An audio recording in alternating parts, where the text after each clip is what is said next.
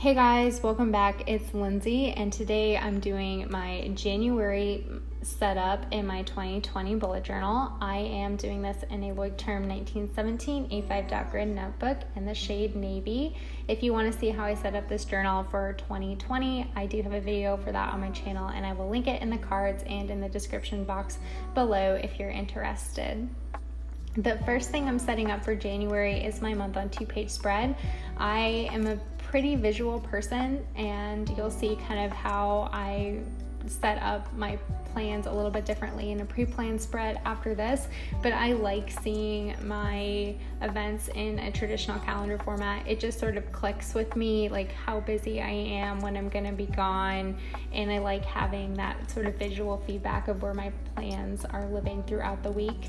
I do set up my monthly spread for full calendar week, so even though the last couple days of December are within the same Monday through Sunday spread as like the 1st through the 5th of January, I include those, so I end up with 5 full weeks in my setup. This makes doing things like budgeting, meal planning, keeping track of where my habits, if I'm tracking them all within these pages versus having to flip back to December to finish a couple habits out on my habit tracker. It just sort of like streamlines that process for me, so that's why I choose to do that. When I set up the monthly calendar, I do 5x5 squares per day, and that leaves Monday through Friday on the left-hand page and then the weekend on the right-hand page, and I like how that works out as sort of like a nice mental separator between my work week and my weekend, since I typically don't work Saturday or Sunday.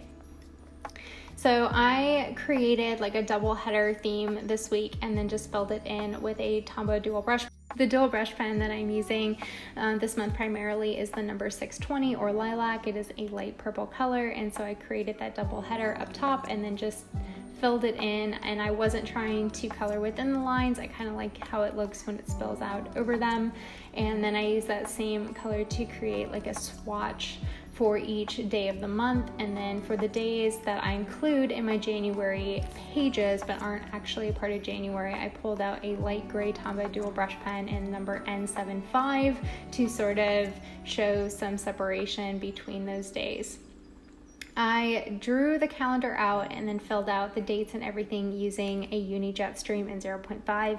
This is a ballpoint pen. I love gel pens, but because I like to do a lot of highlighting and things like that, I just had to learn to let them go because I have zero patience. I will smear things all over, and I hate when pages end up smearing. This pen also works in my other planners. I primarily use a Hobonichi Cousin as sort of like my main archive planner for like my whole year, and I don't like carrying around too many pens, so just having the one kind of streamlines the process.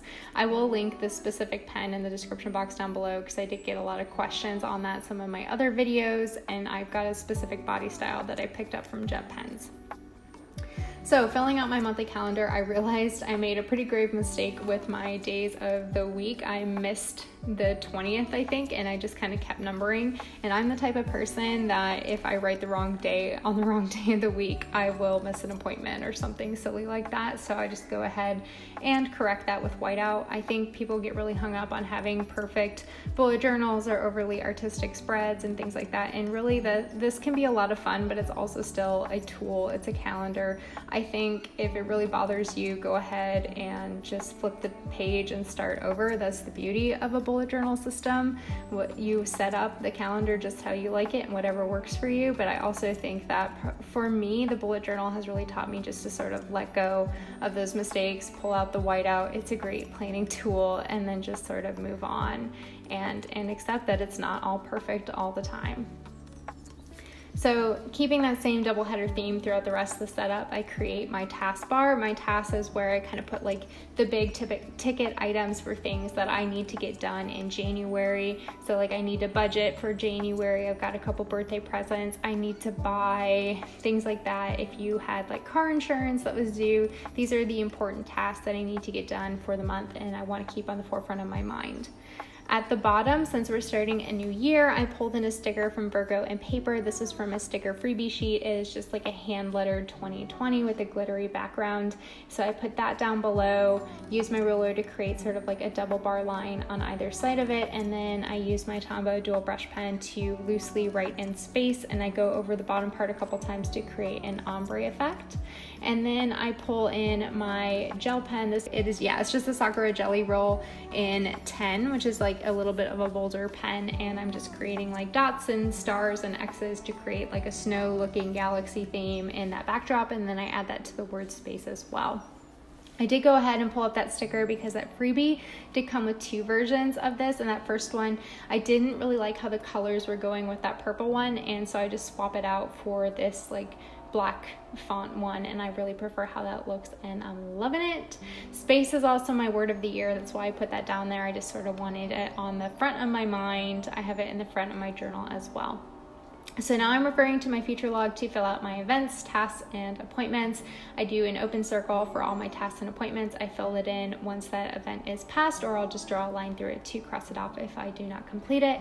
And I did pull in an emoji from the Coffee Monsters Co. to mark in New Year's, because I pulled in an emoji in December to mark Christmas, and now I feel like I've got a trend going and I don't want to stop. Yay for continuity.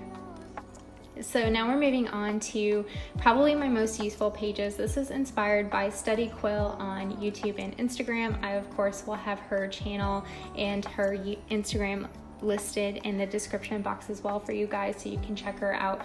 But this is what I call my monthly pre-plan, and I'm creating a column per week, and this is where I will sort of write out the meal ideas that I have for the week. That makes meal prepping a little bit simpler process. I will rewrite down the events and appointments, leaving 2 rows per day in the middle section, and then at the very bottom I start pre-planning the tasks that I need to do. So trying to give you guys the spacing on this, I draw the vertical line 13 squares in, which is halfway in on the pages, and then I leave 2 rows for the meal plan, 2 rows per day for the event planning, and then whatever is left over is what I put down for my tasks.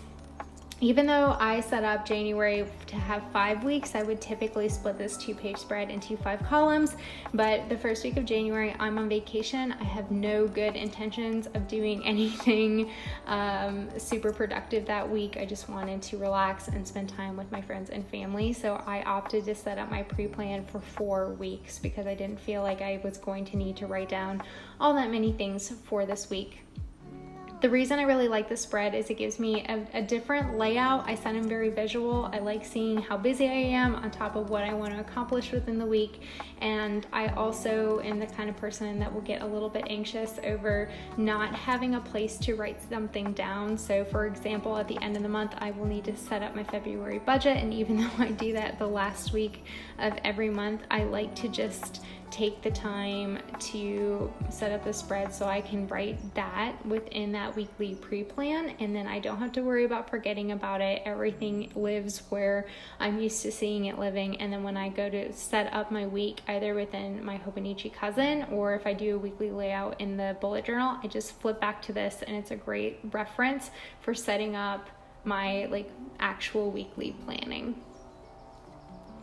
Then we're moving on to my habit trackers. I have said this before, I absolutely love tracking things. I am the kind of person that is super motivated by seeing a spread completely filled out or being able to check a box on something. So I set up a bunch of trackers.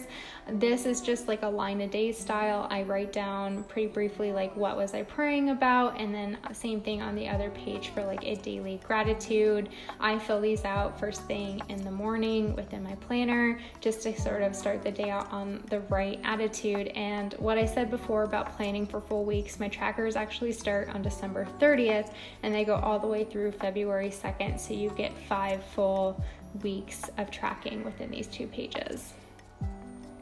Then we're setting up my actual monthly habit trackers, and this is probably the most time intensive portion of my setup, but I'm creating 3 columns. Each column is 7 wide. I leave 2 spaces in between the columns so they're sort of evenly spaced, and I'm doing that same sort of double filled in header for each of my habits. I track probably the same like 9 things every month that I really have to do with like my morning routine and my evening routine. And at this point, they're not like new habits. These are the same things that I was tracking in 2019, and I'll slowly add things here and there for 2020. But I look back at these and it just lets me at a glance see how I was doing. Like I can tell, hey, it was January.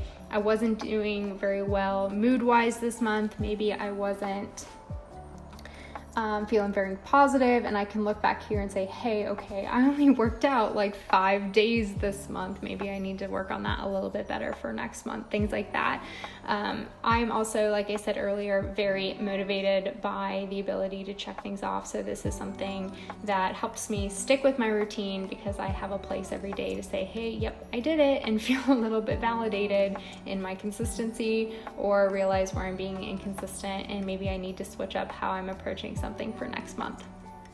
Okay, so how I'm actually setting this up, I'm using my Tombow brush pen in that same lilac color and just sort of creating a backdrop for 5 rows. This is another benefit of planning in full weeks. I don't have to draw any wonky calendars. They're just some sort of rectangle from month to month. They're either 5 rows long or 4 rows long, depending on the month. And I decided to fill that in just to see if I like how that looked, and then I'm outlining it without a ruler using that same Uni Jetstream just to sort of define the squares for those habits. You can still see through, you can see the dots pretty well through this particular dual brush pen, so I didn't feel like I was totally blocking the month off. I'll go in and either do like a circle or a check mark to say that I completed it, or I'll do a dot or an X to say I did not complete it. I don't ever leave something blank, or I try not to rather, because to me, leaving something blank means I forgot to fill it out versus acknowledging that I didn't get it done. So that's just my planning style when it comes to habit tracking and what works for me. If you guys track things in your bullet journal, let me know what you end up tracking from month to month, because I'm always curious like what people are doing with that information. Do you look back at it? Does it help you stay motivated? Is it something you even reflect on? I like to tally mine up and kind of give myself a grade. I think I was in the school system for too long, maybe, I don't know. And then I'm adding that same sort of like star background to the headers that I've been doing with that white gel pen on the rest of my spreads. On the right page of this 2-page spread, I'm going to break it up into 2 columns. The first section, I want to do some sort of like journaling each month about my word of the year, which is space, and I wanted a place for that to live where I can kind of reflect on it as I'm filling out my habits. So I put that up there, and then I'm writing January summary on the bottom half of the page. And like I said a little bit earlier, I like to sort of total up my habits versus like how often I intended to do them, and give myself like a little bit of a grade so I can realize, hey, this is serving me, or hey, this isn't serving me, or I need to approach something in a little bit of a different way. I like to take that data and do something with it, I guess we'll say that. So now I'm setting up my financial pages. On the left-hand page, I'm basically going to be keeping track of my fun money. So these are the more like frivolous, expensive things that I buy for myself that I don't necessarily need, that they're more wants. And I just keep track of when I purchased that, what it was, how much it cost, and then like how much I've spent that much on some sort of those like more fun purchases versus like things I actually need, like groceries and gas and things like that. I'm then creating a running wish list. I'm trying to be a little bit more intentional with my spending, so I think having the opportunity to sort of write something down before I end up tracking what I buy with my fun money for the month, I think might be something useful. So we're trying that out this month. And then on my debits and credits, creating 3 headers. These are 8 wide with 1 space in between them to create the 3 separated columns.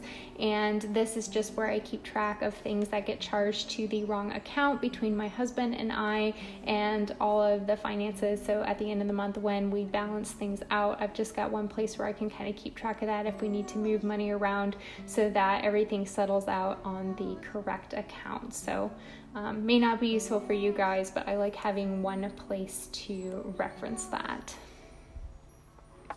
All right, and then the very last spread that I do is I'm writing January inbox. This is my brain dump. This is where all the little things get written down at the end of the month that don't have a home or I don't think need their own spread quite yet. And it also saves me a lot of pages throughout my journal. So now I'm grabbing all of my supplies so that you can see them. I will have them linked down below. But for my setup, I usually do my monthly page, my pre-plan, my habit trackers, a finance tracking spread, and then my inbox. So thank you so much for joining me this week, and I will catch you guys next time.